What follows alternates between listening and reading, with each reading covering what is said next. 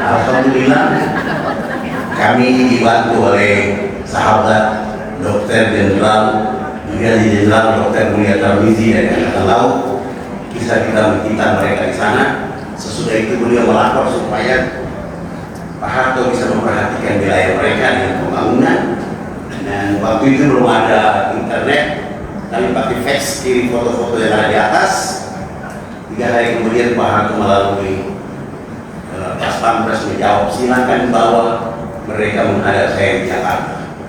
Subhanallah, waktu itu kami bawa 125 orang. Sudah pakai celana panjang, sudah pakai kemeja, bahkan mereka sudah pakai jas, tapi belum bisa pakai sepatu. Karena ukuran kakinya rata-rata waktu itu nomor 47. Terpaksa kami menggunakan sendal jepit kelebihan tumit, naik pesawat dan terbang menuju Makassar ke Jakarta. Kami nginap di Wisma Haji Jalan Jaksa, tinggal di sana. Pagi-pagi ke istana, sampai ke istana Pak Harto bilang, ini urusan pribadi karena saya juga mau berdakwah, maka acara pertemuan di rumah saya jangan di istana karena ini urusan negara. Akhirnya kami kembali ke Wisma Haji. Sore hari setelah sholat zuhur kami datang ke Cendana. Kalau dari Wisma Haji ke Cendana itu kan 10 menit. Kami datang ke sana, Pak Harto menyambut kami di sana.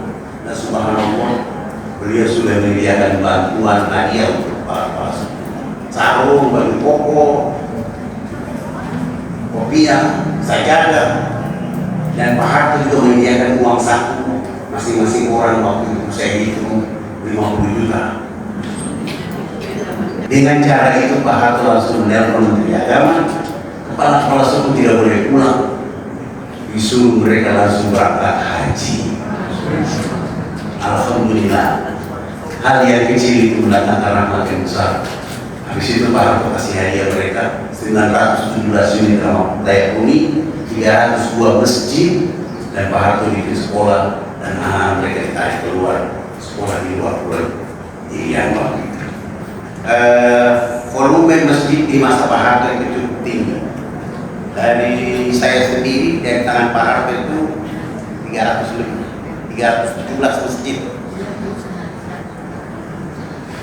Ada dari orang perorangan di Jakarta, kira-kira ada sekitar 100 orang juga menyumbang masjid masing-masing.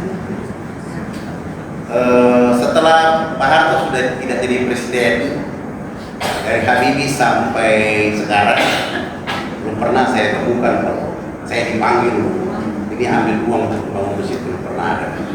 Dan kita berharap Prabowo ini suatu saat dia mengikuti jejak mantan mertuanya supaya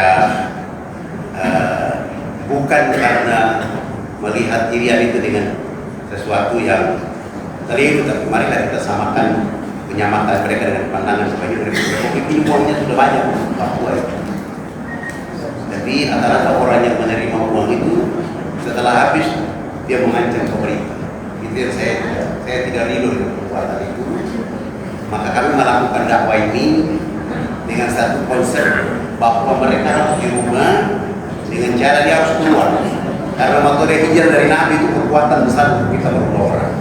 Selain kita juga bikin sekolah di Fakfak, bikin sekolah di Manawar, di Maroke, di Jayapura. Tetapi yang maksimal adalah setelah dia keluar. Ketika dia sendiri di pesantren, bagaimana bangun tidur, bagaimana mengolah dirinya, bagaimana cuci pakaian, bagaimana dia masuk belajar, sehingga nanti dia pulang dia jadi guru buat keluarganya, guru buat masyarakat yang ada di Papua. Nah itu yang kita terus tanamkan. Tapi walaupun pemerintah tidak bersama kita, saya sungguh percaya umat Islam Indonesia tidak tinggal diam berjalan. Dan itu sudah keinginan Allah, dan Allah sudah tahu keadaan itu. Kita berdoa untuk pemimpin kita, negara ini aman, damai, sehingga kita bisa melakukan apa yang